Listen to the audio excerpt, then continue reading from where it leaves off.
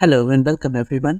आज का video dedicated है टाइप कास्टिंग को लेकर, जिसमें हम इम्प्लिसिट और एक्सप्लिसिट टाइप कास्टिंग के बारे में सीखेंगे, इंपॉर्टेंट टाइप कास्टिंग फंक्शंस को देखेंगे, टाइप कास्टिंग के डिफरेंट टाइप्स के बीच के डिफरेंस को डिस्कस करेंगे और कुछ कॉमन एरर्स के बारे में जानेंगे जो कि आपके लिए हेल्पफुल होगा एरर को पहचानने और उसे सही करने में। So let's start with type casting. Type casting का सीधा सा मतलब होता है कि किसी ऑब्जेक्ट को एक डेटा टाइप से दूसरे डेटा टाइप में कन्वर्ट करना, और ये हम इसलिए करते हैं क्योंकि ये इंश्योर करता है कि डेटा टाइप कंपैटिबल हो जब हमें कोई ऑपरेशन करना हो या फिर कोई एपीआई की रिक्वायरमेंट मीट करनी हो। टाइप कास्टिंग दो प्रकार के होते हैं, इम्प्लिसिट टाइप कास्टिंग और explicit type casting. Implicit type casting में लैंग्वेज का कंपाइलर या फिर इंटरप्रेटर ऑटोमेटिकली ऑब्जेक्ट को एक डेटा टाइप से दूसरे डेटा टाइप में कन्वर्ट कर देता है। इसे ऑटोमेटिक और इम्प्लिसिट कास्टिंग भी बोलते हैं, लेकिन इसमें एक बात का ध्यान रखा जाता है कि कोई अनरिलेटेड टाइप कन्वर्जन ना हो। फॉर एग्जांपल, स्ट्रिंग को नंबर में टाइप कास्ट करना। और इम्प्लिसिट टाइप कास्टिंग में डेटा लॉस को अवॉइड करा जाता है, यानी कि फ्लोट ऑटोमेटिकली इंटीजर में कन्वर्ट नहीं होगा ताकि डेटा लॉस को प्रिवेंट कर सके, बट इंटीजर ऑटोमेटिकली फ्लोट में टाइप कास्ट हो जाता है क्योंकि इसमें कोई डेटा लॉस नहीं होगा।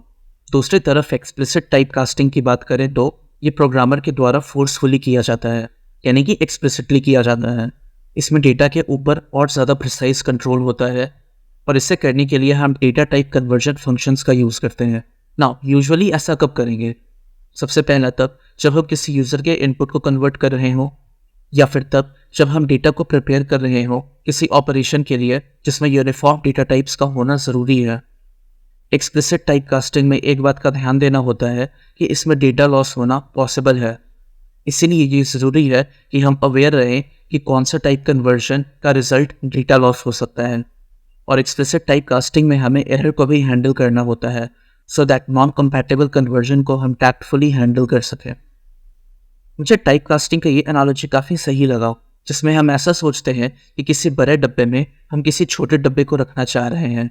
इस केस में हमें छोटे डब्बे को किसी भी तरीके से काटने की ज़रूरत नहीं है, वो एज इट इज़ बड़े डब्बे के अंदर फिट आ जाएगा, यानी कि इसमें कोई डेटा लॉस नहीं होता है। दूसरी तरफ हम एक्सप्लिसिट टाइप कास्टिंग की एनालॉजी देखें तो अगर हम छोटे डब्बे के अंदर किसी बड़े डब्बे को फिट करना चाह रहे हैं तो उस केस में बड़े डब्बे को काटने की ज़रूरत होगी, यानी कि इस केस में डेटा लॉस होगा। अब चलते हैं कंसोल में और टाइप कास्टिंग से रिलेटेड कुछ कोड लिखते हैं। सबसे पहले कुछ कॉमन टाइप कन्वर्जन के फंक्शंस को देखते हैं। लेट्स से मैं एक वेरिएबल बनाया a जिसमें मैं 3.14 स्टोर कर रहा हूँ, और अब मैं प्रिंट करूंगा a को तो मुझे 3.14 दिख जाएगा। इसमें कोई बड़ी बात नहीं है। अब ऐसा करते हैं कि इस a को मैं डुप्लीकेट करूंगा और अब मैं इसे यहाँ पर टाइप कास्ट कर दूंगा इंट में, और अब मैं इस a को एग्जीक्यूट करूंगा तो अब 3.14 नहीं, हमें 3 आउटपुट में देखने को मिलेगा। और अगर हम इसका डेटा टाइप देखना चाहें तो मैं इसे इस तरह से एरो दे करके टाइप फंक्शन का यूज़ करके इसका डेटा टाइप देख सकता हूँ।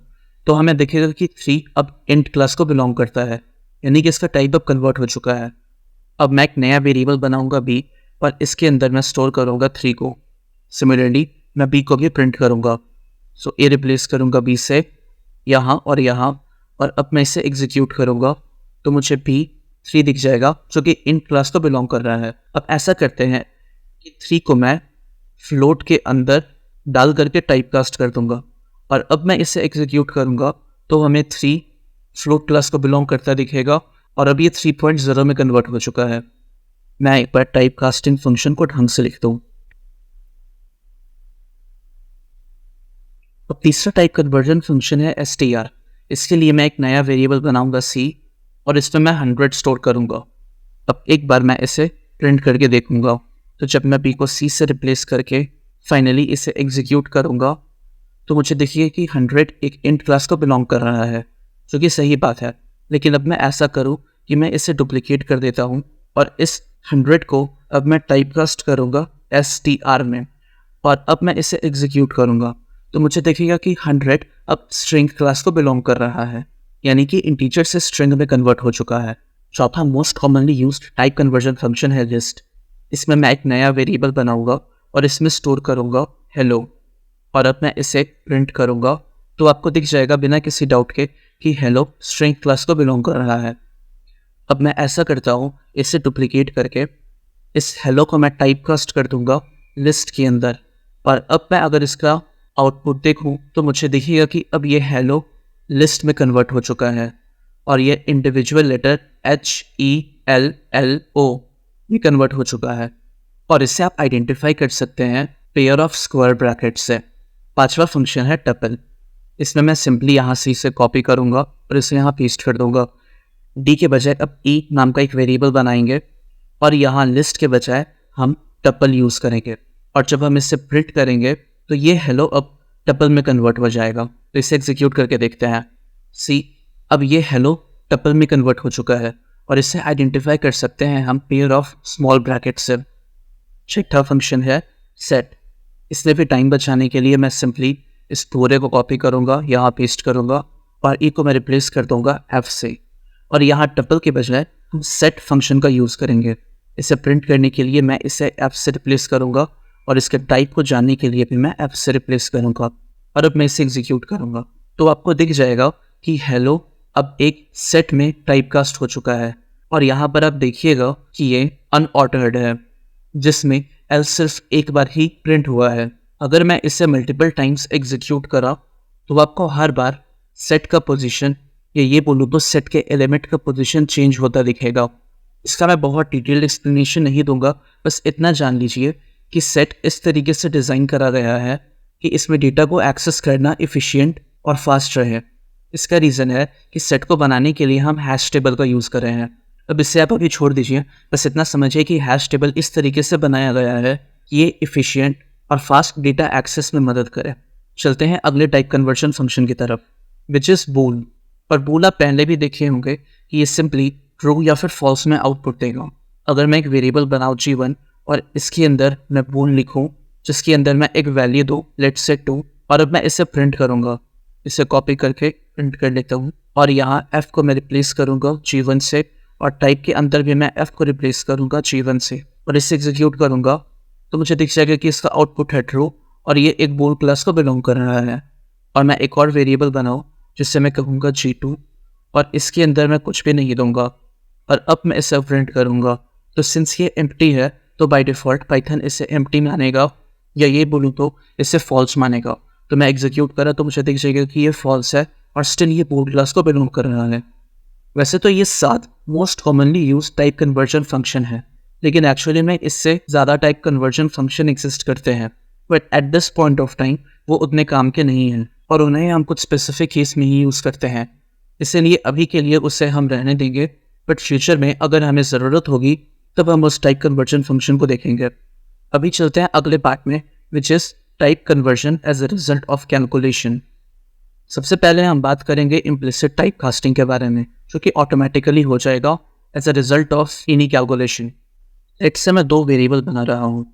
सबसे पहला है num int जिसमें मैं 10 स्टोर करूँगा। दूसरा है num float जिसके अंदर मैं 10.5 स्टोर करूँगा। और अब मैं इसे प्रिंट करूँगा num1 या फिर num int plus num float। But before I do this मैं इन सारे को सबसे पहले कमेंट आउट कर दूँगा और अब मैं इससे आकर के फाइनली एग्जीक्यूट करूँगा तो मुझे दिख जाएगा कि 10 और 10.5 ऑटोमेटिकली 20.5 हमें रिजल्ट में दे रहा है। और अगर हम इसका टाइप चेक करना चाहें तो मैं इसे टाइप फंक्शन के अंदर इनक्लोज करूँगा और अब मैं इसे एग्जीक्यूट करूँगा तो ये हमें दिखेगा कि ये फ्लोट क्लास को बिलोंग कर रहा है। यानी कि इंट और फ्लोट को अगर हम किसी तरीके से ऑपरेट करें तो इसका रिजल्ट हमें फ्लोट देखने को मिलेगा। इसकी भी हेडिंग मैं यहाँ पर दे दूँ। ऑलराइट, अब दूसरे कैलकुलेशन की बात करेंगे, फ्लोट टू कॉम्प्लेक्स के बीच एडिशन। यहाँ एक नया वेरिएबल मैं बनाऊँगा num कॉम्प्लेक्स और इसके अंदर मैं 2 + 5j और अब मैं प्रिंट करूँगा num float plus num complex. तो इसका रिजल्ट हमें देखने को मिलेगा कि 10.5 + 2 मिल करके 12.5 हो गया है and 5j as it is 5j print हो गया है। और अब मैं देखूँगा कि ये कॉम्प्लेक्स क्लास को बिलोंग करेगा, बट इसके पहले मैं इसे num int से num float में और num float से num कॉम्प्लेक्स में कन्वर्ट करूँगा और इसे एग्जीक्यूट करूँगा। सो ये अब कॉम्प्लेक्स क्लास को बिलोंग कर रहा है। अब तीसरे टाइप कास्टिंग की बात करते हैं। सबसे पहले मैं थोड़ा स्पेस बना लूँ। यहाँ पर हम किसी इंटीजर के ऊपर डिवीजन लगाएंगे तो वो फ्लोट में कन्वर्ट हो जाएगा। लेट्स से n1 वेरिएबल में मैं 10 स्टोर कर रहा हूँ और n2 वेरिएबल में मैं 3 स्टोर कर रहा हूँ, और अब मैं प्रिंट करूँगा n1 डिवाइडेड बाई n2, और साथ ही साथ मैं इसके टाइप को भी प्रिंट करूँगा n1 डिवाइडेड बाई n2। तो मुझे देखने को मिलेगा कि ये डिवीजन अब फ्लोट क्लास को बिलोंग कर रहा है, और इसके रिजल्ट में हम 3.333 मल्टीपल टाइम्स देख सकते हैं। तो एक्सप्लिसिट टाइप कन्वर्जन की बात करते हैं, जो कि कैलकुलेशन में हमें करना होता है। सबसे पहले मैं हेडिंग देता हूँ जिसमें हम इंटीजर को डिवाइड करेंगे, बट इस बार एक्सप्लिसिटली टाइप कास्ट करेंगे। Let's see. बट सबसे पहले मैं इन सबको कमेंट आउट कर दूंगा। नाउ अगर हम प्रिंट करें n1 डिवाइडेड बाई n2 तो हमें 3.333 देखने को मिलेगा, जो कि आप यहाँ देख सकते हैं, और ये पहला रिजल्ट ही है। बट इस बार क्या चेंज है, इस बार मैं इसे यहाँ से हटा देता हूँ, एक n3 बनाऊंगा और इसके अंदर मैं इस रिजल्ट को इंट में टाइप कास्ट कर दूंगा, और मैं यहाँ पे फाइनली n3 प्रिंट करूँगा, और साथ ही साथ इसका टाइप भी मैं प्रिंट करूँगा। तो आपको दिख जाएगा कि नोट t3 n3, तो आपको दिख जाएगा कि अब ये इसका आउटपुट 3 है और ये इंट क्लास को बिलोंग कर रहा है। सेकेंड केस ये है कि इसमें हम स्ट्रिंग इनपुट लेंगे और इसके ऊपर हम सम करेंगे। लेट से मैं कह रहा हूँ str_n1, और इसके अंदर मैं स्ट्रिंग के अंदर 4 लूँगा, और str_n2 इसके अंदर मैं 5 लूँगा। और अब सबसे पहले मैं इसे प्रिंट करूँगा बिना टाइप कास्ट करे, by simply adding it str_n1 plus str_n2, और मैं स्पेस दे दूँ। अब आप बताइए इसका आंसर क्या होगा। ए, क्या इसका आंसर 9 होगा? बी, क्या इसका आंसर 45 होगा? या सी, इसका आंसर कोई एरर होगा? मैं इसके लिए आपको 3 सेकंड दे रहा हूँ। ऑलराइट, अब इसे एग्जीक्यूट करते हैं और देखते हैं कि इसका रिजल्ट क्या है। ये हमें दिखेगा कि ये 45 हो गया है, यानी कि 4 और 5 एक साथ चिपक गया है। यह टेक्निकली बोलो तो कंकैटिनेट हो चुका है। अब आप लोग कमेंट सेक्शन में ऑनेस्टली बताइए कि आप में से कितने लोग इसका आंसर सही सोचे थे।